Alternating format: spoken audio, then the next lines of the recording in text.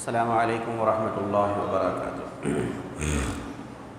ان الحمد للہ نحمده ونستعینه ونستغفره ونعوذ باللہ من شرور انفسنا ومن سیئات اعمالنا من يهده الله فلا مضل له ومن يضلل فلا هادي له واشهد ان لا اله الا الله وحده لا شريك له واشهد ان محمدا عبده ورسوله يا أيها الذين آمنوا اتقوا الله حق تقاته ولا تموتن إلا وأنتم مسلمون يا أيها الناس اتقوا ربكم الذي خلقكم من نفس واحدة وخلق منها زوجها وبث منهما رجالا كثيرا ونساء واتقوا الله الذي تساءلون به والأرحام إن الله كان عليكم رقيبا يا أيها الذين آمنوا اتقوا الله وقولوا قولا سديدا يصلح لكم أعمالكم ويغفر لكم ذنوبكم ومن يطع الله ورسوله فقد فاز فوزا عظيما أما بعد فإن خير الحديث كتاب الله وخير الهدي هدي محمد صلى الله عليه وسلم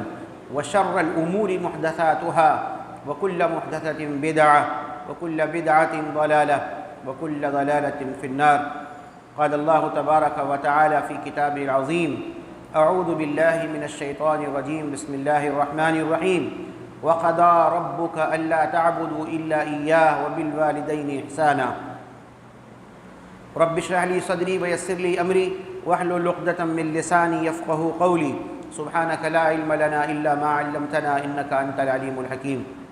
حمد و ثنا تعریف و توصیف اللہ سبحانہ و تعالیٰ کے لیے ہے۔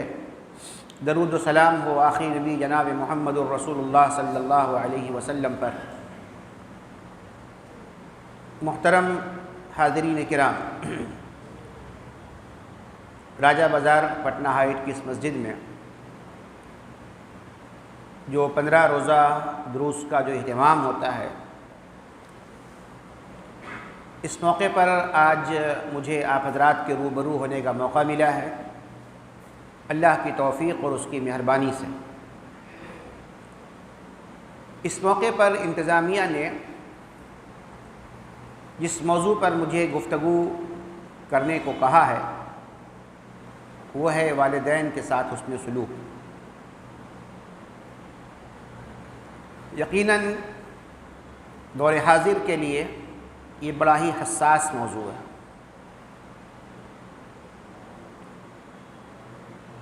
دوران درس کچھ باتیں آپ کے سامنے آئیں گی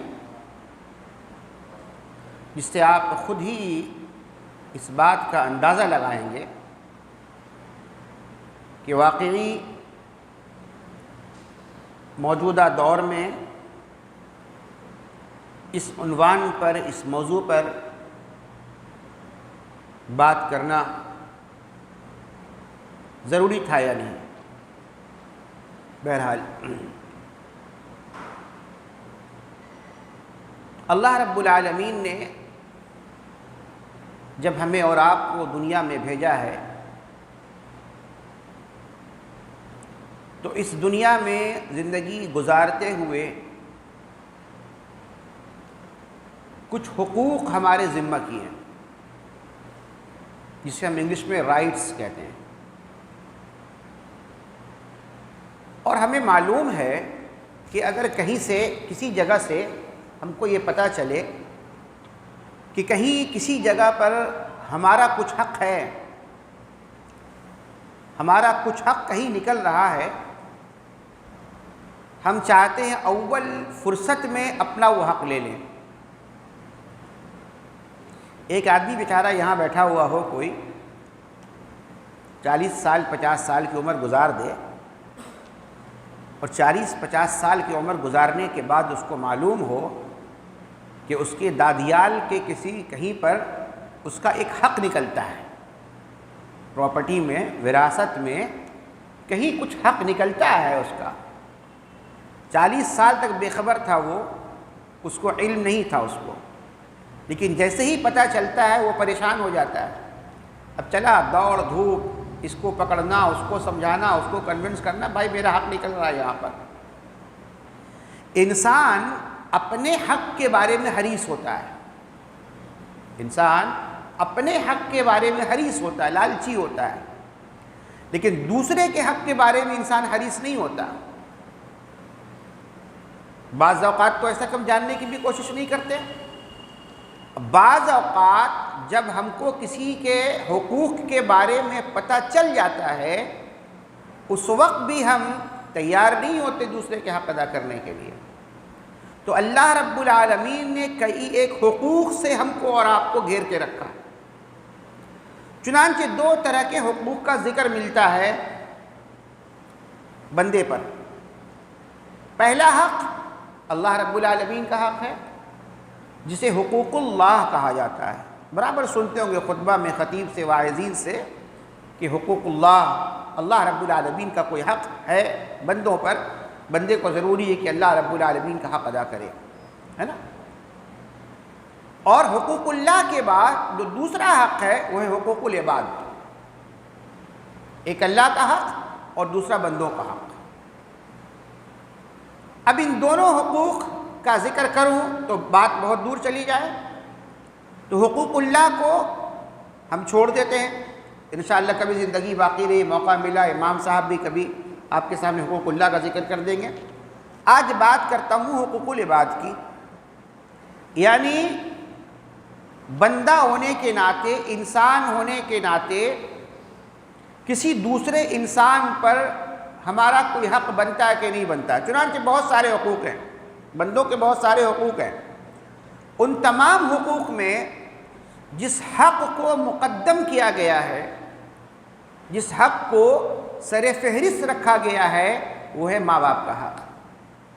وہ ہے ماں باپ کا حق، جس کا ذکر اللہ رب العالمین نے قرآن کریم میں کیا ہے اور نبی کریم جناب محمد الرسول اللہ صلی اللہ علیہ وسلم نے اپنی حدیثوں میں بھی کیا ہے.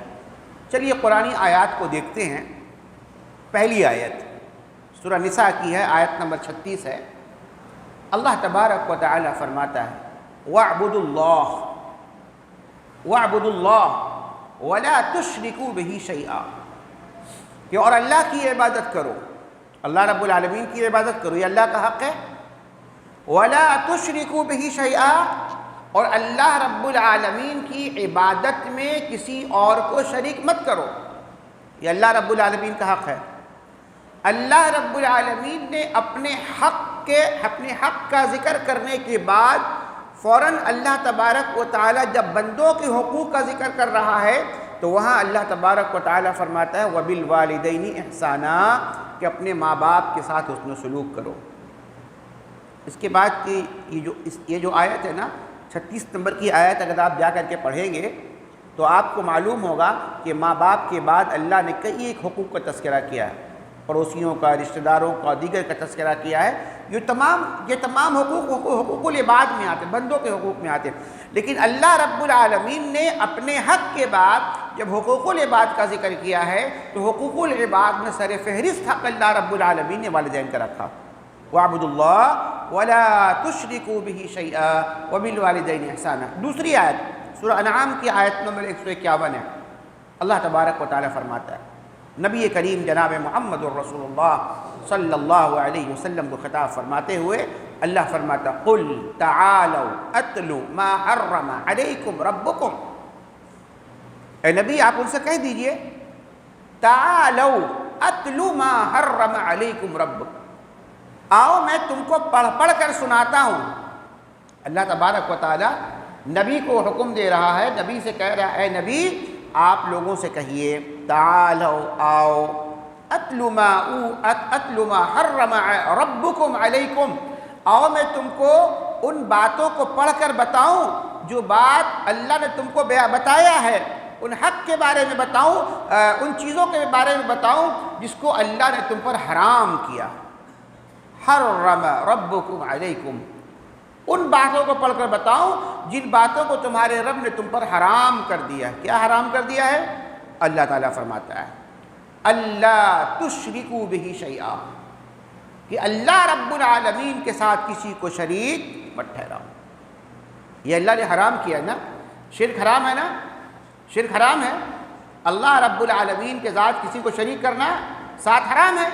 تو اللہ نے فرمایا اللہ تشرکوا بہ شیئا، کہ اللہ رب العالمین کے ساتھ کسی کو شریک ٹھہرانا یہ حرام ہے. اور دوسرا کیا ہے؟ وَبِالْوَالِدَيْنِ إِحْسَانًا، اور یہ کہ والدین کے ساتھ اچھا سلوک کرو، یعنی کہ شرک کو حرام قرار دیا اور والدین کے ساتھ حسن سلوک کرو۔ مطلب اگر کوئی آدمی ماں باپ کے ساتھ حسن سلوک نہیں کرتا ہے، اس کے ساتھ اچھے سے پیش نہیں آتا ہے، ماں باپ کے حقوق کو ادا نہیں کرتا ہے، دراصل وہ کیا کر رہا ہے؟ حرام کام کر رہا ہے۔ اور والدین کی نافرمانی کیا چیز ہے؟ حرام ہے، گناہ کبیرہ ہے، گناہ کبیرہ، ایسا گناہ جو بغیر معافی، بغیر توبہ کے معاف نہیں ہو سکتی، یہ گناہ کبیرہ میں سے ہے۔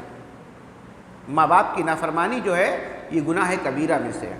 اسی لیے اللہ رب العالمین نے اس چیز کو، جہاں اللہ رب العالمین نے فرمایا کہ جن چیزوں کو اللہ نے حرام کیا ہے وہ کیا ہے؟ اللہ کے ساتھ کسی کو شریک ٹھہرانا اور ماں باپ کی نافرمانی۔ تیسری آیت سورہ بنی اسرائیل، یا جس کو ہم سورہ اسراء بھی کہتے ہیں، اس میں اللہ رب العالمین نے فرمایا ہے وَقَضَىٰ رَبُّكَ أَلَّا تَعْبُدُوا إِلَّا إِيَّاهُ۔ آیت کریمہ پر غور کریں گے آپ۔ اللہ نے فرمایا وَقَضَىٰ رَبُّكَ، تمہارے رب نے فیصلہ کیا ہے۔ اللہ اکبر، کیا بہترین انداز ہے۔ قرآن کو پڑھیں، اس کے ترجمہ کو پڑھیں، اس کے معنی مفہوم کو پڑھیں، کھو جائیں گے آپ۔ اللہ نے فرمایا وَقَضَىٰ رَبُّكَ، اور آپ کے رب نے فیصلہ کر دیا ہے۔ کس بات کا فیصلہ؟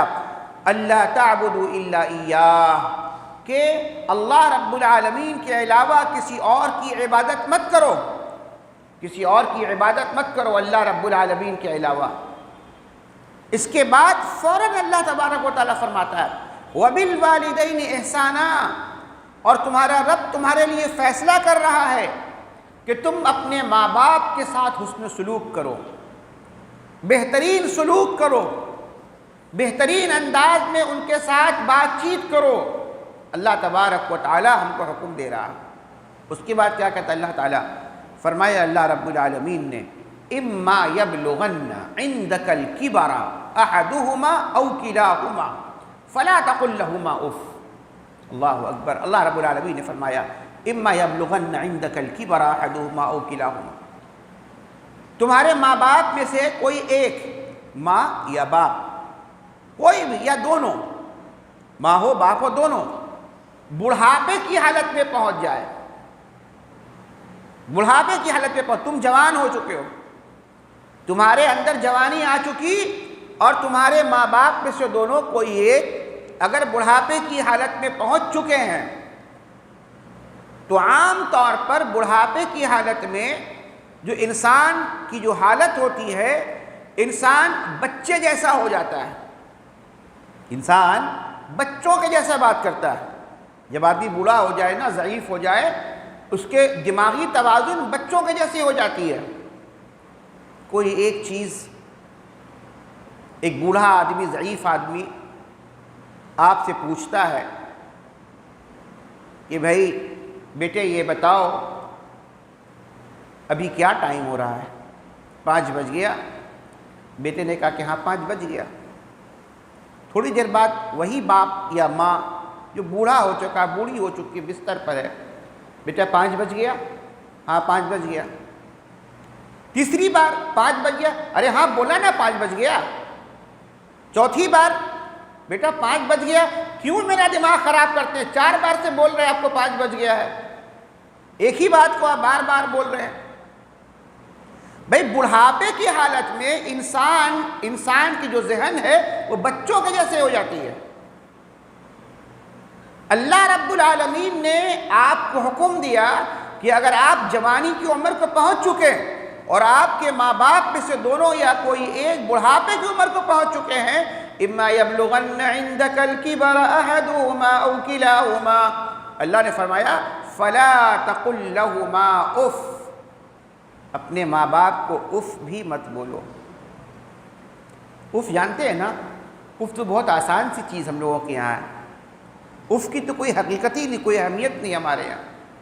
ہم تو نہ جانے کیا کیا چیز کہہ دیتے ہیں، نہ جانے اپنے بزرگ ماں باپ کو ہم نہ جانے کتنے طریقے سے ڈانٹ دیتے ہیں، ڈپٹ دیتے ہیں، کتنی تیز آواز کے ساتھ بات چیت کرتے ہیں ماں باپ سے، ہمیں اور آپ کو معلوم ہونا چاہیے کہ اللہ رب العالمین نے ہمیں اور آپ کو ماں باپ کے ساتھ حسن سلوک کرنے کا حکم دیا، اور اللہ تبارک و تعالی فرماتا ہے اما یبلغن عندک الکبر احدہما او کلاہما فلا تقل لہما اف، تم ان کو اف بھی مت بولو، اور ولا تنہرہما، ان سے جھڑک کر بات مت کرو، ان سے اونچی آواز میں بات مت کرو، وقل لہما قولا کریما، اور جب ان سے بات کرو شرافت کے ساتھ بات کرو، جھک کر کے بات کرو، عاجزی کے ساتھ بات کرو، شرافت کے ساتھ بات کرو۔ اللہ رب العالمین نے ہمیں اور آپ کو یہاں ماں باپ کے ساتھ بات چیت کرنے کا طریقہ بتا رہا ہے۔ ہم اس طریقے کو اپلائی کر سکتے ہیں، اور جب ہمارا واسطہ ایسے والدین سے پڑ جائے، جب ہمارے ماں باپ اس عمر کو پہنچ جائے، تو صرف اس وقت ایک چیز کو یاد رکھیں گے آپ۔ اگر صرف ایک چیز کو یاد رکھیں گے نا، میں سمجھتا ہوں کہ آپ کے لیے بہتر ہے۔ وہ کیا ہے؟ جب ایسی حالت آپ کے پاس آ جائے، جب ایسی حالت آپ کے پاس آ جائے کہ آپ کے ماں باپ میں سے کوئی بھی آپ سے اس طریقے سے سوالات کیا کرتے ہیں، تو آپ صرف ایک چیز کو سوچ لیں گے، جب آپ چھوٹے تھے، جب آپ بچے تھے، نہ جانے ایک بات کو اپنے ماں باپ سے کتنی بار پوچھا ہوگا آپ نے، کتنی بار پوچھا ہوگا آپ نے، ابو یہ کیا ہے، امی یہ کیا ہے، ابو یہ کیا ہے، امی یہ کیا ہے۔ کبھی ماں باپ آپ کو ڈانٹ ڈپٹ نہیں کرتے، جتنی بار پوچھا آپ نے، ماں باپ نے اتنی بار بتایا، بیٹا یہ فلاں چیز ہے، بیٹا یہ الماری ہے، بیٹا یہ فلاں ہے۔ بعض بچے جو ہوتا ہے نا، بعض بچے جو ہوتے ہیں بہت سوال کرنے والے ہوتے ہیں، بعض چھوٹے بچے جو ہوتے ہیں نا بہت سوال کرنے والے، کثرت سے سوال کرنے ہوتے، بات بات پہ سوال، یہ کیا ہے، یہ کیا ہے، ایک ہی سوال کو بار بار کرتے ہیں بچے۔ لیکن ماں باپ جو ہیں کبھی ان کے سوالوں سے اکتاتے نہیں ہیں، بلکہ اور ہنستے ہیں، ماں باپ اور ہنستے ہیں، انجوائے کرتے ہیں بچے کے سوال سے۔ اللہ رب العالمین نے آپ کو اولاد سے نوازا ہوگا تو آپ اس بات کو غور کریں گے کہ اگر آپ کا چھوٹا سا بچہ، معصوم سا بچہ اگر آپ سے ایک ہی سوال بار بار کرتا ہے، آپ کبھی نہیں اکتاتے ہیں، آپ تو انجوائے کرتے ہیں اس کو، آپ بتاتے ہیں لوگوں کو دیکھو یہ پھر سے پوچھے گا بھی ہے، آپ انجوائے کرتے ہیں۔ لیکن وہی سوال، ٹھیک وہی سچویشن، وہی حالات جب آپ جوان ہو جاتے ہیں اور آپ کے ماں باپ کے ساتھ یہ معاملہ پیش ہو جاتا ہے تو آپ کہتے ہیں میں اریٹیٹ ہو جاتا ہوں، ہے نا، اریٹیٹ کر دیتے ہیں مجھے، آپ بار بار ایک ہی سوال کر رہے ہیں مجھ سے، نہیں کر سکتے نا۔ اللہ رب العالمین نے فرمایا فلا تقل لہما اف، اف تو بہت ہلکی چیز ہے، اللہ رب العالمین نے فرمایا اف بھی نہیں بولنا ہے، ورنہ آج کے حالات جس طریقے کے ہیں نا، ہم دیکھ سکتے ہیں آئے دن اخبارات میں ایسے بیانات آتے ہیں، ایسی شکایتیں آتی ہیں، ایسے واقعات پڑھنے کو اور سننے کو ملتے ہیں کہ نوجوان باپ نے بیٹے کو دھکا دے کر گھر سے نکال دیا، میاں بیوی مل کر گھر سے بیوی اپنے ساس کے خلاف شوہر کو ایسا ورغلائی کہ وہ غصہ ہو کر کے اپنی ماں سے کہتا ہے کہ آپ عاجز کر رہی ہو، ہم لوگوں کا جینا دوبھر کر دیا ہے تم نے، آپ کیا چاہتی ہو، ہم لوگ آپس میں لڑتے جھگڑتے رہیں، آپ کے ذہن میں بات کیوں نہیں آ رہی ہے؟ حجت، تکرار، بحث، ہنگامہ ماں کے ساتھ بالخصوص اس وقت ہو رہا ہے۔ میں غیروں کی بات نہیں کر رہا ہوں، یاد رکھیے گا، نہ مجھے غیروں کی ضرورت ہے، نہ میں غیروں کی بات کر رہا ہوں۔ آپ مت سمجھیے گا کہ میں پوری دنیا والوں کی بات کر رہا ہوں، میں اپنوں کی بات کر رہا ہوں جو ہمارے مسلمان بھائی ہیں، میں اپنوں کی بات کر رہا ہوں، غیروں سے میرا کوئی مطلب نہیں ہے۔ مسلمانوں کا حال یہ ہے جن کے پاس قرآن ہے، جن کے پاس حدیثیں ہیں، جن کے پاس نبی کا فرمان ہے، نبی کی سیرت ہے، صحابہ کرام کی زندگی ہے، ان لوگوں کی حالت یہ ہے کہ وہ اپنے گھروں میں اپنے ماں باپ کو برداشت نہیں کر رہے۔ ہم دیکھتے ہیں گھر میں جب شادی بیاہ کا موقع ہوتا ہے نا، تو شادی بیاہ سے پہلے جب تک نکاح نہ ہو جائے، ٹھیک ہے، جب تک شادی نہ ہو جائے، اس وقت تک اتنے تعلقات اچھے رہتے ہیں ماں باپ کے ساتھ، ایک دم ٹھیک ہے، سب کچھ اوکے. لیکن جیسے ہی نکاح ہوا، شادی ہوئی، شادی ہونے کے بعد رشتے میں دراڑ آ جاتا ہے. اب باپ بوجھ لگ رہا ہے، ماں بوجھ لگ رہی ہے، اب آپس میں کلیش ہو رہا ہے، لڑائی جھگڑے ہو رہے ہیں، وہ ادھر کی بات ادھر، ادھر کی بات ادھر، اور شوہر سارا غصہ جا کر کے ماں کے اوپر نکالتا ہے، باپ کے اوپر نکالتا ہے. دیکھیے رسول اللہ صلی اللہ علیہ وسلم نکاح کے موقع پر جب خطبہ پڑھتے تھے نا، جب خطبہ پڑھتے تھے تو اس خطبے میں رسول اللہ صلی اللہ علیہ وسلم سلیکٹڈ 4 آیات کی تلاوت کرتے تھے. سلیکٹڈ 4 آیات کی تلاوت کرتے تھے. آج ہمارے یہاں بہت سارے ہمارے جو احناف بھائی ہیں، ان کے یہاں خطبہ نکاح، خطبہ عیدین یا خطبہ جمعہ یہ محض ذکر اللہ کا ذریعہ ہے، اللہ کا ذکر کے لیے. امام صاحب خطبہ دے رہا ہے، آپ سب جھکا کر کے بیٹھ جائیں. قاضی صاحب خطبہ پڑھ رہے ہیں، سر جھکا کر کے بیٹھ جائیں. کیا ہے؟ اللہ کے ذکر کے لیے پڑھی جاتی ہے.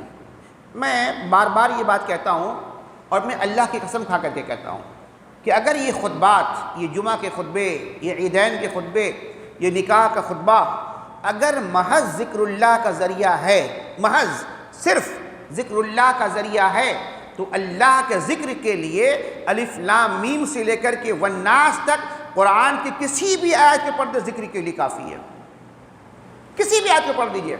لیکن نبی محترم صلی اللہ علیہ وسلم نے جن 4 آیات کی تلاوت کی ہے نا خطبہ نکاح میں، وہ ذکر اللہ کا ذریعہ صرف نہیں ہے، بلکہ آپ کے لیے اس میں فائدے ہیں.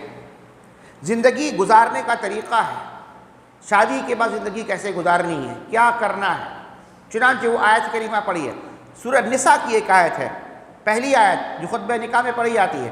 یا ایھا الناس اتقوا ربکم الذی خلقکم من نفس واحدہ وخلق منها زوجها وبث منهما رجالا كثيرا ونساء واتقوا اللہ الذی تساءلون به والارحام.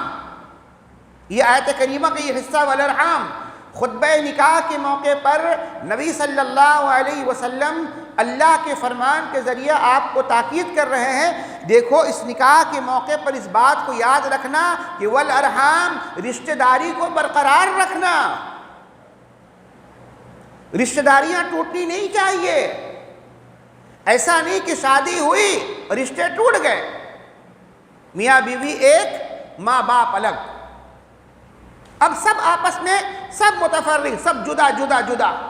ارے بھائی نکاح جو ہے نا یہ تو رشتے کو جوڑنے کے لیے، بلکہ شادی بیاہ کا جب موقع ہوتا ہے نا بعض رشتے ایسے جو ٹوٹ جاتے ہیں وہ بھی جڑ جاتے ہیں. بعض رشتے جو ٹوٹے ہوئے رہتے ہیں، بہت دنوں سے تعلقات جو منقطع رہتا ہے نا وہ بھی جڑ جاتا ہے. بھائی نکاح کا موقع ہے، چلو اس میں خوشی کا موقع ہے، ساتھ ہو جاؤ. لیکن یہاں معاملہ کیا ہے؟ رشتہ داریاں ٹوٹ جاتی ہیں. تو اللہ نے فرمایا والارحام، رشتے کو توڑنے سے بچو. تو اللہ نے کیا فرمایا؟ قرآن کریم کی آیت اما یبلغن عندک الکبر احدہما او کلاہما فلا تقل لہما اف، ان کو اف بھی مت کرو، ولا تنہرہما، ان سے جھڑک کر بات مت کرو، وقل لہما قولا کریما، اور جب بھی ان کے ساتھ بات کرو شرافت کے ساتھ بات کرو. اس کے بعد اللہ تبارک و تعالیٰ فرماتا ہے کہ ایک نوجوان جس کے ماں باپ بوڑھے ہو چکے ہیں اس کی حالت کیا ہونی چاہیے، وہ نوجوان کیسا رہنا چاہیے، اس کا طریقہ کیا ہوگا، ماں باپ کے ساتھ بات چیت کا انداز کیسا ہوگا. ان ساری باتوں کو اللہ رب العالمین نے بیان فرمایا. چنانچہ اللہ سبحانہ و تعالیٰ فرماتا ہے وَاخْفِضْ لَهُمَا جَنَاحَ الذُّلِّ مِنَ الرَّحْمَةِ. اللہ رب العالمین نے فرمایا کہ ان پر رحم کرتے ہوئے، ماں باپ کے اوپر ان کے بڑھاپے پر ترس کھاتے ہوئے، ان پر رحم کرتے ہوئے ان کے ساری کے ساتھ ان کے سامنے جھک جاؤ، یعنی کہ اپنے بازو کو پھیلا دو. کبھی آپ نے دیکھا ہے کسی پرندے کو دیکھا آپ نے؟ ایک پرندہ آپ دیکھیں کسی پرندے کو جب اس کا بچہ چھوٹا ہوتا ہے نا، بالکل چھوٹا بچہ ہوتا ہے تو اپنے پروں کو پھیلا کر کے رکھتی ہے. ماں جو ہے اپنے پر کو پھیلا کر کے رکھتی ہے تاکہ اس کا وہ بچہ چوزا جو ہے اس کے پر کے اندر سمٹ جائے، اس کی سیفٹی کے لیے. اپنے بچوں کی سیفٹی کے لیے پرندے جو ہے اپنے پر کو پھیلا دیتے ہیں. نوجوانوں کو چاہیے اپنے بازو کو پھیلا کر کے رکھے, اپنے ماں باپ کو اپنے سینے سے لگا کر کے رکھے. یہ طریقہ سکھایا جا رہا ہے. اللہ رب العالمین یہ طریقہ بتا رہا ہے. اگر ماں باپ بوڑھے ہو جائیں اپنے بازو کو پھیلا دو, اکڑ کر کے مت رہو, بازو کو پھیلاؤ اور اپنے ماں باپ کو سمیٹ لو اپنے اندر. کیا انداز ہے اور کیا طریقہ سکھایا اللہ رب العالمین نے ہمیں اور آپ کو. وَخْفِضْ لَهُمَا جَنَاحَ الذُّلِّ مِنَ الرَّحْمَةِ. اور کیا کرو, اور بھی کرنے, اور بھی کام بتایا اللہ نے. فرمایا اللہ رب العالمین نے, اور اللہ تبارک و تعالیٰ سے اپنے ماں باپ کے حق میں دعا مانگو. کتنے لوگ دعا مانگتے ہیں ماں باپ کے لیے مرنے کے انتظار میں. جب مر گئے تو کھڑے ہو کر قبر میں ایک بار دعا خوانی کروا دی, اور پھر اس کے بعد چہارم ہے, 40واں ہے, تیجا ہے, برسی ہے. اب مدرسے سے مولویوں کو بلا بلا کر کے قرآن پڑھوا دیا, اور بیچارہ خود بیٹا گھوم رہا باہر, ہے نا. مولویوں کو بلایا قرآن پڑھنے کے لیے, چلو آؤ قرآن پڑھ کر کے میرے ماں باپ کو بخش دو. مدرسے سے مولوی آئے قرآن پڑھنے کے لیے, اور جس کا بیٹا ہے, جس کے ماں باپ مرے ہیں, وہ بیٹا بازار میں گھوم کر کے مٹھائی لا رہا ہے, ناشتہ لا رہا ہے, چناچور لا رہا ہے مولویوں کے لیے. اس کو پڑھنے کی بھی توفیق نہیں ہوتی. ایک تو یہ بدعت ہے, ایک تو یہ بدعت, اس پر سے یہ کہ اس کو توفیق بھی نہیں ہو رہی ہے کہ اپنے ماں باپ کے لیے دعا کرے. دعا بھی کروا رہا بھاڑے کے مولوی سے. استغفر اللہ. اللہ نے فرمایا دعا کرو, ماں باپ کے لیے دعا کرو. کیا دعا کرو؟ اللہ نے دعا کے کلمات, اللہ اکبر, اللہ نے کوئی چیز ادھوری نہیں چھوڑی ہم کو. اللہ رب العالمین نے کہیں ادھورا نہیں چھوڑا ہم کو. اللہ نے دعائیہ کلمات ہی بتا دیا. اور کیا چاہیے, اور کیا چاہیے. جب طریقہ بتایا دعا کرنے کا تو دعا بھی بتا دی کہ یہ دعا کرو. فرمایا وقر, کہو, وقل, کہو, کیا کہو, رب ارحمہما, اے میرے اللہ, اے میرے رب, ان دونوں پر رحم فرما. اللہ اکبر. ان دونوں پر رحم فرما, ماں پر بھی رحم فرما, باپ پر بھی رحم فرما, دونوں پر رحم. رب ارحمہما کما ربیانی صغیرا. جس طریقے سے ان کی شفقت, ان کی محبت, ان کی رحمت مجھ پر بچپن میں ہوا کرتی تھی. ہم میں کا ہر شخص اگر آج جوان ہو چکا ہے, میں سمجھتا ہوں کہ اگر وہ بھول چکا ہوگا اس کا بچپنا کیسے گزرا ہے. ہم میں کا جو جوان ابھی یہاں بیٹھ کر کے ہیں, اگر ان کو اپنا بچپنا اگر وہ بھول گئے ہیں, تو اگر ان کے کوئی بچے اگر ہیں, ان کا کوئی چھوٹا بچہ ہے, ان کی زندگی کو ایک بار سامنے رکھ لو اور پھر غور کرو. چھوٹا بچہ ہے, سردی کا موسم ہے, رات کو بستر میں پیشاب کر دے رہا ہے, ماں فوراً اٹھ جاتی ہے. سردی کے موسم میں اس کو چینج کر رہی ہے, کپڑا چینج کر رہی ہے, اس کا بستر چینج کر رہی ہے. بچہ جتنی بار رو رہا ہے, رات کو ماں اٹھ جا رہی ہے. رات کی نیند حرام ہے اس کی, راتوں کی نیند حرام ہے.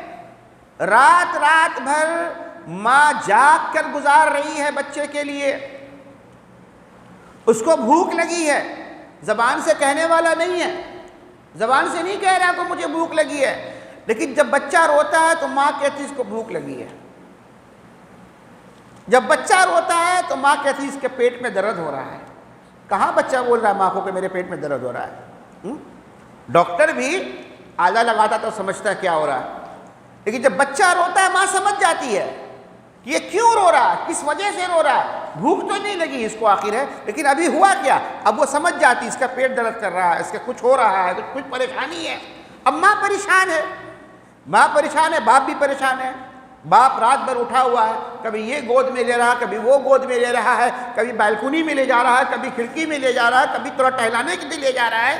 کسی طریقے سے یہ خاموش ہو جائے. اللہ اکبر. ہم میں کا ہر شخص اپنے بچپنا کو یاد کرے. اگر نہیں آپ کو بچپنا یاد آ رہا ہے نا, کسی چھوٹے بچے کی زندگی دیکھ لیجئے, آپ کو معلوم ہوگا کہ کس محنت سے, کس مشقت سے اور کس محبت سے ایک ماں باپ اپنے بچوں کو پروان چڑھاتی ہے نا، آپ غور کر سکتے ہیں اپنے گھروں کے بچوں کو دیکھ کر کے، اور اس کے بعد اس چیز کے بچپنے کو دیکھیے اور ماں باپ کی محنت کو دیکھیے، اس کی شفقت کو دیکھیے، اس کی محبت کو دیکھیے۔ اللہ اکبر! اللہ رب العالمین نے فرمایا دعا کرو اللہ رب العالمین سے، کما ربیانی صغیرا، اس طریقے سے بچپن میں ہی میرے ساتھ یہ محبت سے پیش آتی تھی، رحمت سے پیش آتی تھی، اے اللہ ان دونوں پر تو رحم فرما۔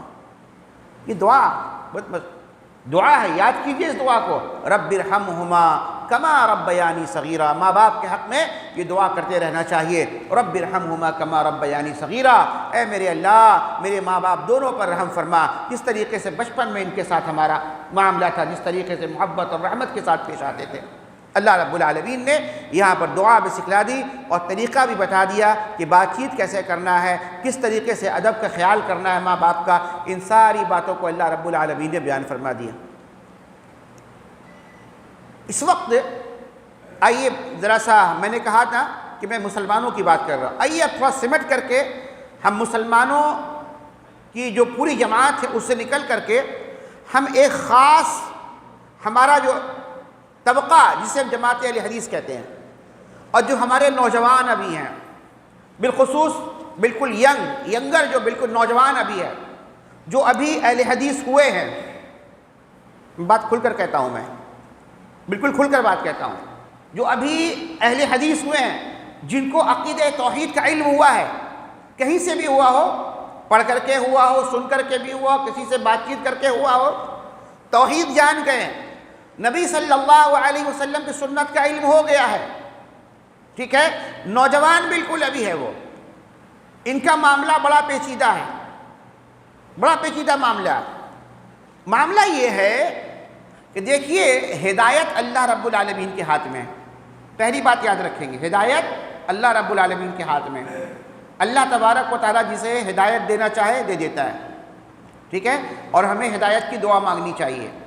نبی صلی اللہ علیہ وسلم نے ہمیں دعا سکھلائی، اللہم انی اسألک الہدی، اے اللہ ہم تجھ سے ہدایت کا سوال کرتے ہیں، ٹھیک ہے۔ تو اللہ رب العالمین نے اگر آپ کو توحید کا راستہ توحید سکھا دیا، عقیدہ توحید آپ کے پاس آ چکا ہے، سنت کی محبت آپ کے دل میں آ چکی ہے، عقیدہ رسالت سمجھ میں آ چکی ہے، تو اللہ رب العالمین کا کرم ہے، اللہ کی مرضی سے ہے، ٹھیک ہے۔ دنیا میں بہت سارے لوگ ایسے ہیں جن کو اس کا علم نہیں ہوا، اللہ کے رسول صلی اللہ علیہ وسلم کے پیارے چچا ابو طالب پوری زندگی نبی صلی اللہ علیہ وسلم کا ساتھ دیے، پوری زندگی، کوئی موقع ایسا نہیں تھا کہ آپ صلی اللہ علیہ وسلم کی حمایت کے پیچھے رہے ہوں۔ آپ ابو طالب کی موجودگی میں کسی کی طاقت نہیں تھی کہ نبی صلی اللہ علیہ وسلم کو دعوت توحید سے روک دے، پریشانیاں آئیں لیکن چچا آگے بڑھ کر کے کھڑے رہے، لیکن ہدایت نصیب نہیں ہوئی ان کو۔ نبی صلی اللہ علیہ وسلم آخر وقت میں کہتے ہیں، اے میرے چچا اگر آپ اس وقت بھی لا الہ الا اللہ پڑھ دیں گے تو میں اللہ کے بعد حجت پیش کروں گا کہ میرے چچا نے کلمہ پڑھا تھا لیکن ہدایت نصیب نہیں ہوئی، ہے نا۔ تو ہدایت کا ملنا اللہ کی جانب سے، آپ کو ہدایت ملی، آپ کے گھر کے لوگوں کو ابھی تک نہیں ملی ہے، ان کو شرک اور توحید میں فرق سمجھ میں نہیں آیا، توحید اور شرک میں کیا فرق ہے سمجھ میں نہیں آیا ہے، سنت اور بدعت کا فرق سمجھ میں نہیں آیا ہے۔ آپ کی ذمہ داری ہے کہ آپ ان کو بہترین طریقے سے بہت اچھے انداز میں توحید کی دعوت پیش کریں گے۔ اللہ نے فرمایا ادعو الی سبیل ربک بالحکمہ والموعظۃ الحسنہ وجادلہم باللتی ہی احسن۔ اللہ رب العالمین نے توحید کی دعوت بہت بہترین انداز میں، سلجھے ہوئے انداز میں پیش کرنے کا ہمیں حکم دیا ہے، تو ہونا یہ چاہیے کہ ہم اپنے ماں باپ کو توحید کی دعوت پیش کریں بہت اچھے انداز میں۔ آپ کیا سمجھتے ہیں؟ ابراہیم علیہ السلام کو زندگی کو پڑھیے، اولو العزم پیغمبر ہیں، اللہ اکبر، اور باپ کون ہے؟ باپ ہے مشرک، باپ بت پرست نہیں بلکہ بت بنانے والا بھی ہے، بت بناتا ہے، بت کا کاروبار کرتا ہے، بت کو پوجتا ہے۔ ابراہیم علیہ السلام اپنے باپ سے کتنی بار کہیں اے مشرک باپ، اے کافر باپ؟ ہے قرآن میں کہیں بھی؟ کہیں تو نہیں بولے۔ یا ابتی یا ابتی یا ابتی یا ابت لم تعبد ما لا يسمع ولا يبصر ولا يغني عنك شيئا، اے میرے ابا آپ کیوں پوجا کرتے ہیں؟ لم تعبد ما لا يسمع، جو سننے کے لائق نہیں ہے، ولا يبصر، دیکھنے کے لائق نہیں ہے، ولا يغني عنك شيئا، اور کسی چیز کا نفع نقصان کا مالک بھی نہیں ہے۔ یا ابتی، اے میرے ابا، اے میرے والد، اے میرے ابا، یا ابتی انی قد جاءنی من العلم، اے اللہ، اے میرے ابا، میرے پاس علم آیا ہے، مجھے علم آ گیا ہے توحید کا، مجھے عقیدہ توحید سمجھ میں آ چکی ہے، ما لم یاتک، آپ کے پاس نہیں آیا ہے، فاتبعنی، آپ میرے بتائے ہوئے طریقے پر چلیے۔ کیا بہترین انداز ہے، یا ابتی لا تعبد الشیطان، اے میرے ابا آپ شیطان کی عبادت مت کیجیے۔ کیا بہترین انداز ہے باپ کے ساتھ بیٹے کا مکالمہ۔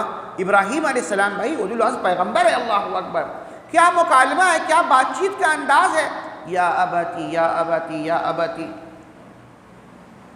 ہمارا حال، نوجوانوں کی حالت کیا ہے؟ شکایتوں کے انبار آتے ہمارے پاس، شکایتوں کے انبار۔ بعض ایک دو واقعہ تو ایسا پیش آیا میری زندگی میں، ایک بوڑھا باپ میرے پاس آیا اور رو رہا کہتا ہے کہ آپ لوگوں کی صحبت میں رہ کر کے میرا بیٹا مجھے ابا نہیں کہتا، ابو نہیں کہتا، مشرک کہتا ہے ہمیں۔ کہتا مشرک ہو گئے ہو تم، تو کافر ہو گئے ہو، تم سے کیا بات کرنا، یہ تعلیم کس نے دے دی آپ کو؟ ایسی تعلیم کہاں سے حاصل کر لی آپ نے؟ کس مولوی کے چکر میں پڑ گئے آپ؟ کس یوٹیوب کے مولوی کے چکر میں پڑ گئے آپ، جس کو پڑھ کر آپ نے اپنا طریقہ کھو دیا؟ آپ نے شریعت کا آپ نے دینی تعلیم ہی نہیں جانی، آپ کو ماں باپ کی اہمیت کا اندازہ نہیں ہوا۔ ایک بار تو آپ پڑھ لیتے سورہ مریم، اور پڑھ لیتے کہ ابراہیم علیہ السلام جیسے اولو العزم پیغمبر اپنے باپ کو کہتے یا ابتی یا ابتی یا ابتی، اے میرے ابا، اے میرے ابا، اے میرے ابا۔ کیا بہترین انداز تھا۔ ہو سکتا ہے کہ آپ کے ماں باپ کو عقیدہ توحید کا علم نہیں ہو، مسلمان تو ہے، لیکن اگر مسلمان نہ بھی ہوتا آپ کے ماں باپ، اگر مان لیجئے آپ کے ماں باپ مسلمان نہ بھی ہوتے، تب بھی اللہ رب العالمین نے کیا تعلیم دی۔ پڑھیے قرآن کریم کی وہ آیت، سورہ لقمان کی آیت ہے، اللہ اکبر۔ اللہ تعالیٰ فرماتا ہے وَوَصَّيْنَا الْإِنسَانَ بِوَالِدَيْهِ، ہم نے انسان کو اس کے ماں باپ کے متعلق اچھے سلوک کی نصیحت کی ہے۔ ہم نے انسان کو اس کے ماں باپ کے تعلق اچھے سلوک کی نصیحت کی ہے۔ کیوں؟ حملتہ امہ وہنا علی وہن، کہ اس کی ماں نے دکھ پر دکھ اٹھا کر اس کو اپنے حمل میں رکھا، 9 مہینے پرورش کی پیٹ کے اندر، کتنی تکلیفیں اٹھا کر، کتنی مصیبتیں اٹھا کر، جھیل کر، کتنی چیزوں سے اپنے آپ کو روک کر کے 9 ماہ تک حمل میں رکھا۔ اس کے بعد وَفِصَالُهُ فِي عَامَيْن، اور اس کی دودھ چھڑائی 2 برس میں، 9 مہینہ حمل میں رکھا، 2 برس تک اپنے سینے سے لگا کر اپنے جسم کے خون کو دودھ کی شکل میں تمہارے حلق میں اتاری۔ وَفِصَالُهُ فِي عَامَيْن، کیا حکم دیا؟ أَنِ اشْكُرْ لِي وَلِوَالِدَيْكَ، اللہ اکبر، تو میری اور اپنے ماں باپ کی شکر گزاری کر۔ سورہ لقمان کیا پڑھیے گا جا کر کے اس کو، أَنِ اشْكُرْ لِي، تو میرا شکر ادا کر، اللہ رب العالمین کا شکر ادا کر جس نے تم کو کہاں سے کہاں لا کر کے رکھا، عالم ارواح سے عالم بطن میں ڈالا۔ عالم ارواح جہاں آدم علیہ السلام کی پشت پر ہاتھ رکھ کر کے اللہ رب العالمین نے قیامت تک آنے والی انسانی روحوں کو جمع کیا تھا اور ان سے عہد لیا تھا کہ الست بربکم، ہم تمہارے رب ہے کہ نہیں؟ ہم نے کہا تھا قالوا بلا، تو عالم ارواح سے اللہ رب العالمین نے عالم بطن میں ڈالا، ماں کے پیٹ میں ڈالا، عالم بطن سے عالم دنیا میں لایا تم کو، اور اس عالم دنیا میں تمہارے لیے زندگی گزارنے کے سارے ساز و سامان عطا فرما دیے۔ اللہ فرماتا ان اشکر لی، میرا شکر ادا کر کہ تم کو میں نے وہاں سے یہاں لا کر زمین پر لا کر کے کھڑا کیا، اور وَلِوَالِدَيْكَ، میرے شکر ادا کرنے کے بعد اپنے ماں باپ کا شکر ادا کر۔ تم کو اس زمین پر کھڑا کرنے میں میرے بعد اگر کسی کا حصہ ہے، کسی کی طاقت اور قوت ہے تو تمہارے ماں باپ کی ہے۔ میرے بعد اگر کسی کی محنت ہے، کسی کی مشقت ہے، تمہارے ماں باپ کی محنت اور مشقت ہے کہ آج تم اس زمین پر کھڑے ہو۔ ان اشکر لی وَلِوَالِدَيْكَ اِلَيَّ الْمَصِيرُ، تم سب کو میری طرف لوٹ کر کے آنا ہے۔ اب اللہ تبارک و تعالیٰ فرماتا ہے وَإِن جَاهَدَاكَ عَلَىٰ أَن تُشْرِكَ بِي مَا لَيْسَ لَكَ بِهِ عِلْمٌ، اگر وہ دونوں تجھ سے اس بات پر دباؤ ڈالیں، ماں باپ دونوں، یا کوئی ایک شرک پر ہے، مشرک ہے، ایمان نہیں لایا، وہ اس بات پر دباؤ ڈالتے ہو، کس بات پر؟ عَلَىٰ أَن تُشْرِكَ بِي، کہ میرے ساتھ کسی کو شریک کر، میرے ساتھ کسی کو شریک کر، شرک کرنے کا حکم دے، کیا کرو گے وہاں پر؟ مانو گے ماں باپ کی بات؟ مولوی صاحب بولے ہر حال میں ماں باپ کی بات ماننی ہے۔ اللہ تعالیٰ فرماتا ہے فَلَا تُطِعْهُمَا، کلیئر بات ہے، وہاں تم ان کی اطاعت نہیں کرو گے۔ ماں باپ کی محنت تو ضرور ہے، تم کو دنیا میں لانے میں اور تمہارے بچپن کی زندگی کو، اس کی جو تکلیف والے ایام گزارنے میں ماں باپ کو جتنا رول رہا ہے، ساری محنت ہو سکتی ہے، لیکن اس سے پہلے دنیا میں لانے میں تمہارا رب کا ہاتھ ہے، اور تم نے اپنے رب سے کہا ہے قالوا بلا، ہاں ہم اس بات کا اقرار کرتے ہیں کہ آپ ہمارے رب ہیں، لہٰذا اب یہ ماں باپ تم کو اگر شرک کا حکم دے رہے ہیں، میرے علاوہ کسی اور کی عبادت کرنے کا حکم دے رہے ہیں، تو فلا تطعهما، مت مانو ان کی بات، مت مانو، وہاں انکار کر دو، شرک نہیں کر سکتے ہیں، لیکن اور کیا کرو گے؟ وَصَاحِبْهُمَا فِي الدُّنْيَا مَعْرُوفًا، لیکن دنیاوی معاملات میں اگر کوئی بات، کسی کام کا تم کو حکم دے، 100% اطاعت کرنا ان کی، 100% اطاعت، ایسا نہیں کہ آپ کی کوئی بات نہیں مانا، آپ تو مشرک ہیں، آپ سے میرا کوئی لینا دینا نہیں، نہ آپ کے گھر میں رہیں گے، نہ آپ کو اپنے کھانے پینے میں شامل کریں گے، نہیں ہو سکتا یہ، اللہ نے تم کو منع کیا ہے، فرمایا وَصَاحِبْهُمَا فِي الدُّنْيَا مَعْرُوفًا، کہ زندگی گزارنے کے دنیا کے جو معاملات ہیں، ان معاملات میں ان کی اطاعت کرو، بھرپور انداز میں رہو، اور بہت اچھے طریقے سے رہو۔ یہ اللہ رب العالمین نے اس بات کو کلیئر کر دیا ہمارے لیے کہ اگر ہمارے ماں باپ ایمان میں نہیں ہیں، مومن نہیں ہیں، اور اگر وہ شرک کا حکم دیتے ہیں تو شرک نہیں کریں گے۔ آج کے حالات میں اگر ہمارے ماں باپ کو عقیدہ توحید سمجھ میں نہیں آئی ہے، عقیدہ توحید سمجھ میں نہیں آئی ہے، ٹھیک ہے، تو کیا ہے، اگر آپ کے ماں باپ آپ کو ایسے کاموں کا حکم دیتے ہیں جس کو اللہ نے حرام کیا ہے، غیر اللہ کی عبادت، غیر اللہ کی نظر و نیاز، غیر اللہ کے نام کا چڑھاوا بڑھاوا، یا عربی شریف کا مرغا گھر میں پکانا ہے، فلاں کام کا دیگ چڑھانا ہے، فلاں کام کرنا ہے، فلاں چیز کرنی ہے، ایسی باتوں کا حکم دے، بھئی یہ آپ کی بات نہیں مان سکتے، ہم آپ کی بات نہیں مان سکتے، کیونکہ غلط ہے، غیر اللہ کے نام پر نظر و نیاز یہ حرام ہے۔ نظر ایک عبادت ہے، اور عبادت کا مستحق اللہ تبارک و تعالی ہوتا ہے، ہم کسی غیر کے نام کے نظر نیاز نہیں کر سکتے ہیں۔ آپ سمجھائیے ان کو، سمجھاتے رہیے، پوری زندگی سمجھائیے، کوئی فرق نہیں پڑتا، کیا ہے، سمجھائیے بھائی۔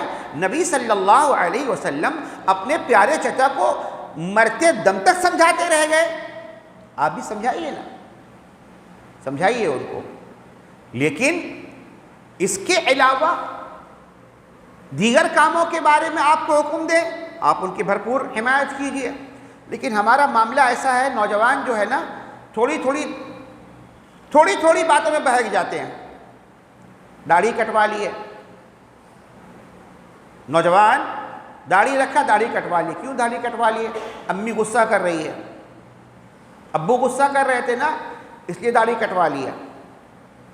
داڑھی کٹوانے میں امی اور ابو کا غصہ اتنا خیال کرتے ہیں، لیکن شادی کریں گے اسی سے، چاہے امی غصہ کرے چاہے ابو غصہ کرے، ہے نا؟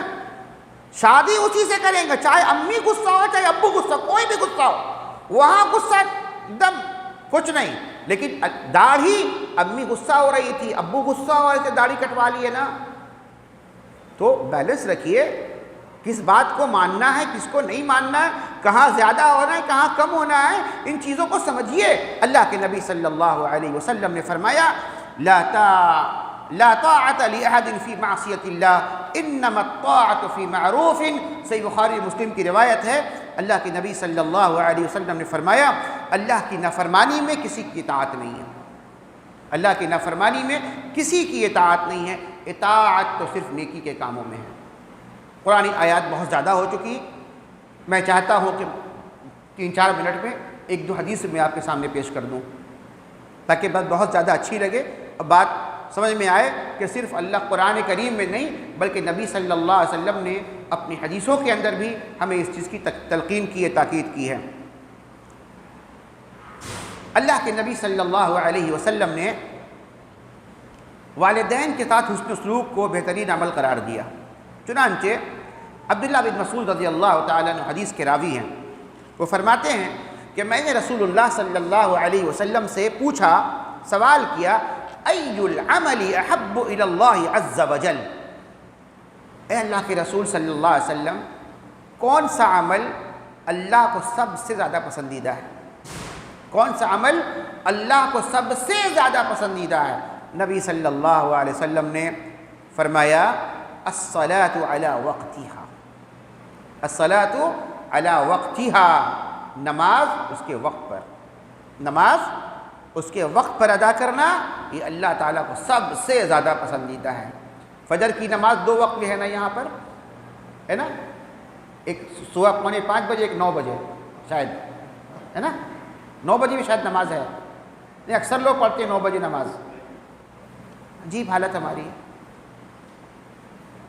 ایک دن کی بات ہو، چلیے ممکن ہے آنکھ لگ گئی آپ کی، نہیں اٹھ پائے، ہو سکتا ہے، انسان ہے، نیند کا غلبہ ہو گیا، شیطان نے بدن ہاتھ دبا دیا آپ کے اچھے طریقے سے اور سلا دیا، 1-2 دن اب روزانہ معمول بنا لیں گے، آپ اٹھ کر صبح 9 بجے نماز پڑھیں گے، یہ کیا تک ہے؟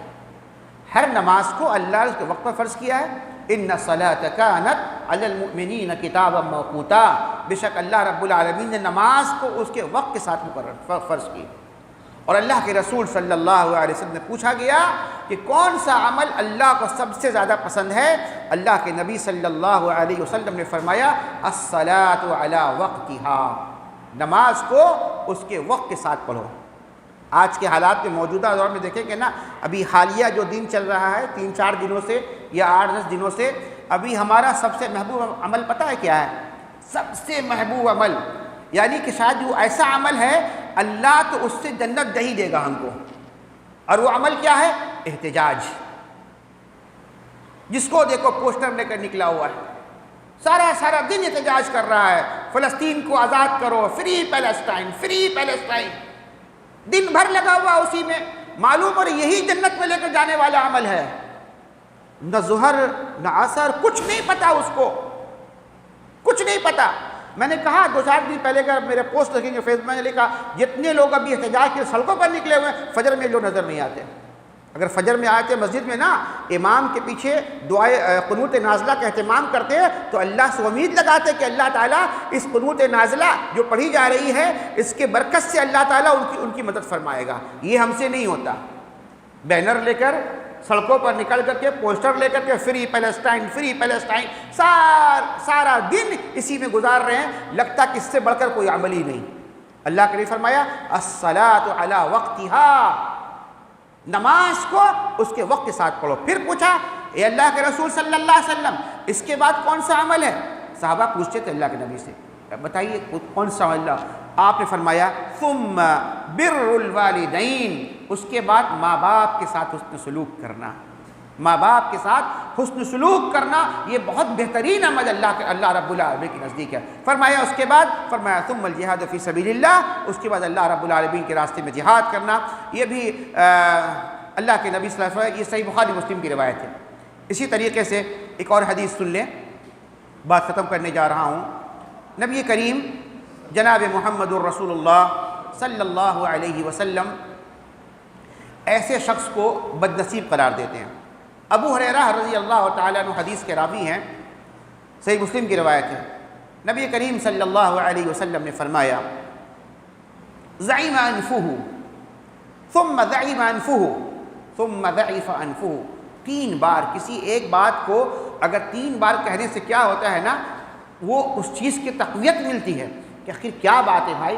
نبی صلی اللہ علیہ وسلم فرماتے ہیں اس شخص کی ناک خاک آلود ہو جائے، یعنی وہ ذلیل ہو جائے، برباد ہو جائے، رسوا ہو، تباہ ہو جائے وہ آدمی، اس شخص کی ناک خاک آلود ہو جائے، اس شخص کی ناک خاک آلود ہو جائے۔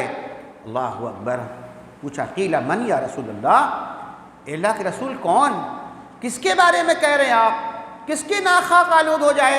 فرمایا نبی کریم صلی اللہ علیہ وسلم نے من ادرک والدی عند الکبر او احدہما ثم لم يدخل الجنہ، رواہ مسلم۔ نبی کریم صلی اللہ علیہ وسلم نے ارشاد فرمایا جس نے ماں باپ دونوں کو یا ان میں سے کسی ایک کو بڑھاپے کی حالت میں پایا ہے، بزرگی کی حالت میں پایا ہے اور پھر جنت میں داخل نہیں ہوا، وہ کون؟ یعنی کہ ماں باپ کی خدمت کر کے، اس کے ساتھ حسن سلوک کر کے، اس کے ساتھ اچھا برتاؤ کر کے جنت میں اگر داخل نہیں ہوا نا، ایسا انسان ہلاک ہو جائے، تباہ ہو جائے، برباد ہو جائے، بد نصیب آدمی ہے وہ۔ لہٰذا ہمیں اور آپ کو چاہیے کہ ہم اپنے ماں باپ کے ساتھ حسن سلوک کریں، اور یاد رکھیں کہ ہم انسان ہیں، اور انسان ہونے کے ناطے ہم سے کبھی کبھی ہم گناہ کے شکار ہو جاتے ہیں، گنہگار، بلکہ کبھی کبھی ایسا ہوتا ہے بڑے بڑے گناہ، اکبر الکبائر بھی کر دیتے ہیں، بڑے بڑے گناہ کر دیتے ہیں۔ ان بڑے گناہوں کی بخشش اور اس کی معافی کا ایک ذریعہ جو ہے وہ ہے والدین کے ساتھ حسن سلوک۔ اگر آپ ماں باپ کے ساتھ حسن سلوک کرتے ہیں تو آپ بڑے گناہوں سے بھی اللہ تعالیٰ آپ کو معاف فرما دیتا ہے۔ ایک واقعہ ہے، ابن عمر رضی اللہ تعالیٰ عنہ بیان فرماتے ہیں ایک آدمی آیا اللہ کے نبی صلی اللہ علیہ وسلم کے پاس اور اس نے کہا اے اللہ کے رسول صلی اللہ علیہ وسلم، میں نے ایک بہت بڑا گناہ کر لیا ہے، میں نے ایک بہت بڑا گناہ کر لیا ہے، تو کیا میری توبہ قبول ہوگی؟ اللہ اکبر۔ دیکھیے ایک آدمی گناہ کر کے آیا ہے اللہ کے نبی کے پاس، اب پوچھ رہا ہے اے اللہ کے رسول صلی اللہ علیہ وسلم، میں نے بہت بڑا گناہ کر لیا ہے، کیا میری توبہ قبول ہوگی؟ نبی صلی اللہ علیہ وسلم فرماتے ہیں، پوچھتے ہیں کیا تمہاری ماں زندہ ہے؟ کیا تمہاری ماں زندہ ہے؟ اس نے کہا کہ نہیں، میری ماں کا تو انتقال ہو گیا ہے، ماں تو نہیں دنیا کے اندر۔ آپشن ختم، آپشن ختم، نہ کوئی بچا تو نہیں، آپشن باقی ہے۔ اللہ کے نبی صلی اللہ علیہ وسلم فرمایا کیا تمہاری خالہ زندہ ہے؟ خالہ ماں کی بہن ہے بھائی، کیا تمہاری خالہ زندہ ہے؟ اس نے کہا ہاں میری خالہ زندہ ہے۔ اللہ کے نبی صلی اللہ علیہ وسلم نے فرمایا تب جاؤ اور اپنی خالہ کے ساتھ حسن سلوک کرو، اپنی خالہ کے ساتھ حسن سلوک کرو، تمہارے خالہ کے ساتھ تمہارے حسن سلوک کی وجہ سے اللہ تبارک و تعالیٰ تمہارے گناہوں کو معاف فرما دے گا، تمہاری غلطی کو معاف فرما۔ ترمذی کی روایت ہے یہ، صحیح روایت ہے یہ۔ آپ اندازہ لگائیے، انسان اگر اپنی غلطی کو معاف کرانا چاہتا ہے، اپنی گناہوں کو معاف کرانا چاہتا ہے، تو اپنے ماں باپ کے ساتھ حسن سلوک کرے، اچھا برتاؤ کرے، اس کے ذریعے سے اللہ تبارک و تعالیٰ اس کی غلطیوں کو، اس کی گناہوں کو معاف فرما دے گا۔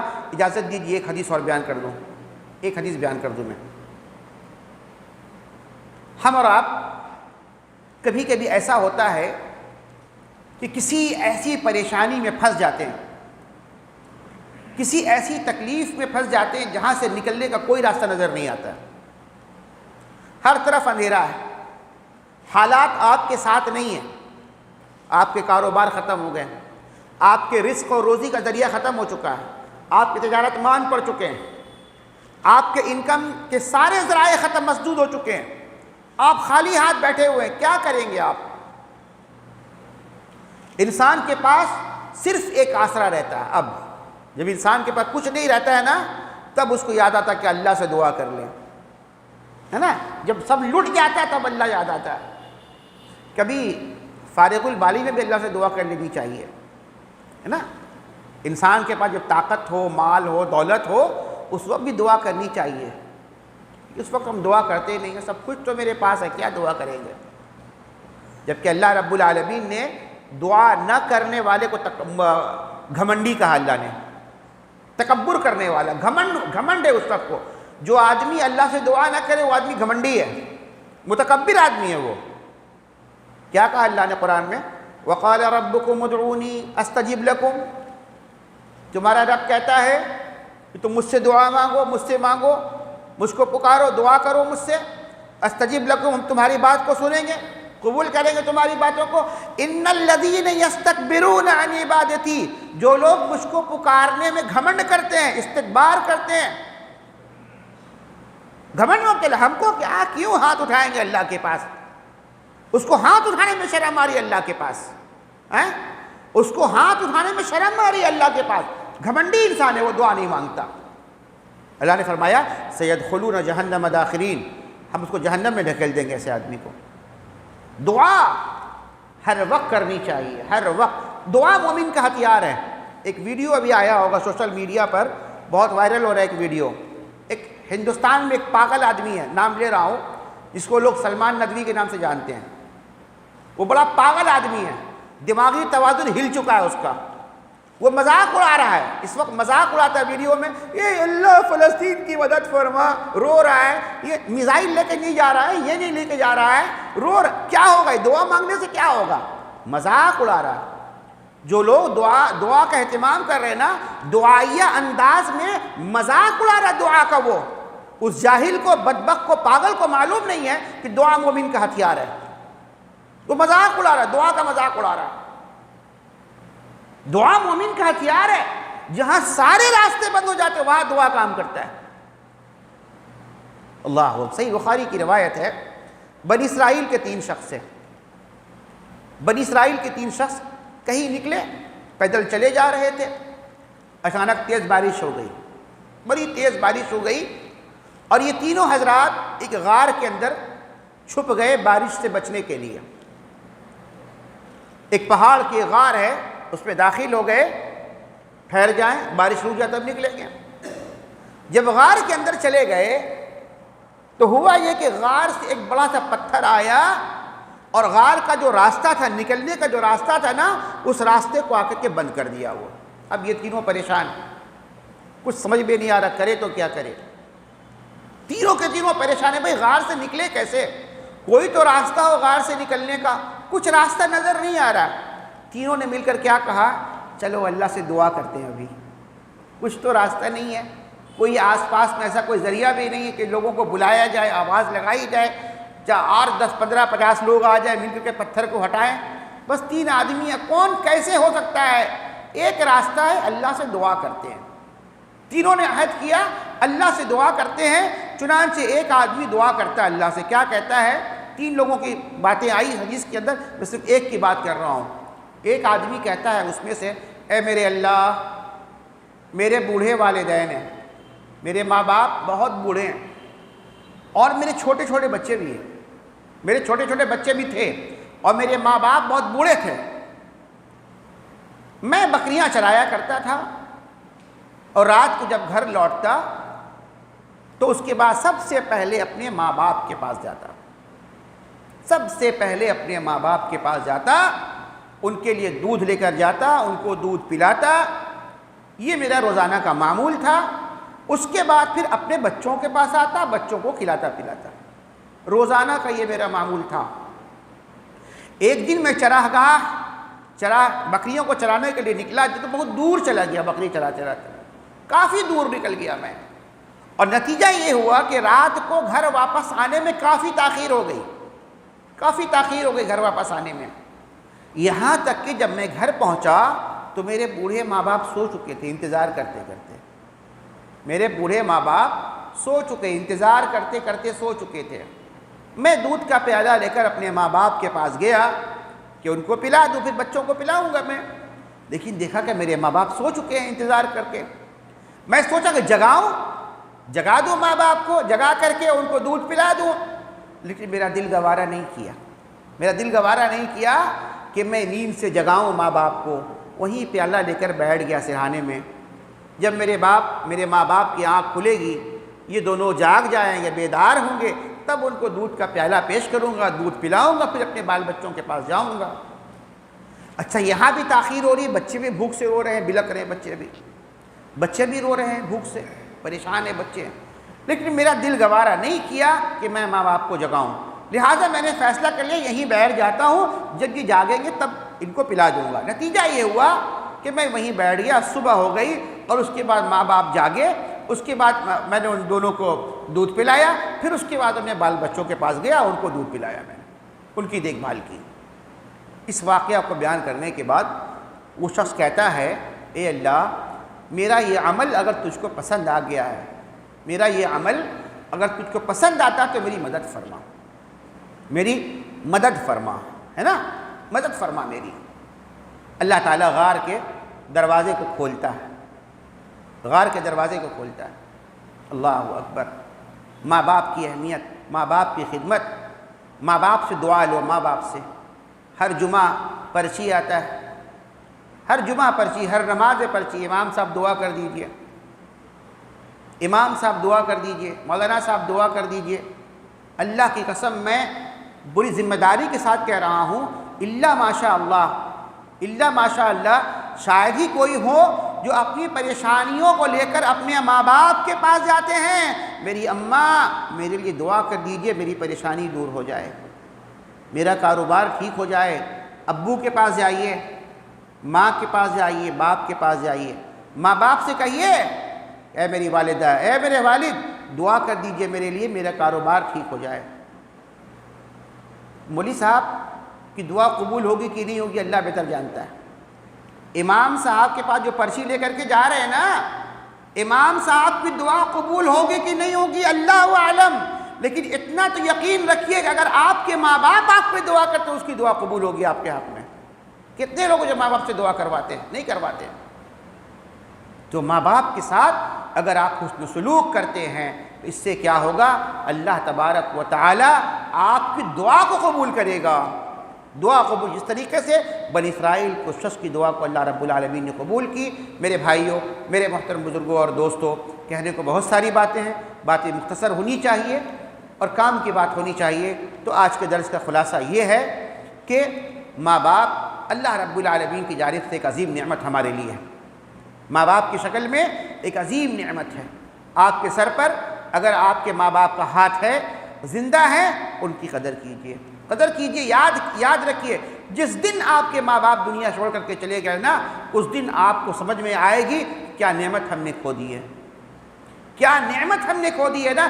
ایک ایک لمحہ میں آپ کو یاد آئے گی، ایک ایک لمحہ، ایک ایسے بہت سارے سے مواقع آپ کو زندگی میں آئیں گے نا جہاں آپ کو احساس ہوگا ارے میری ماں ابھی نہیں ہے، باپ نہیں، ورنہ یہ بات کہہ دیتا میں، ابھی یہ بات بتانا چاہتا۔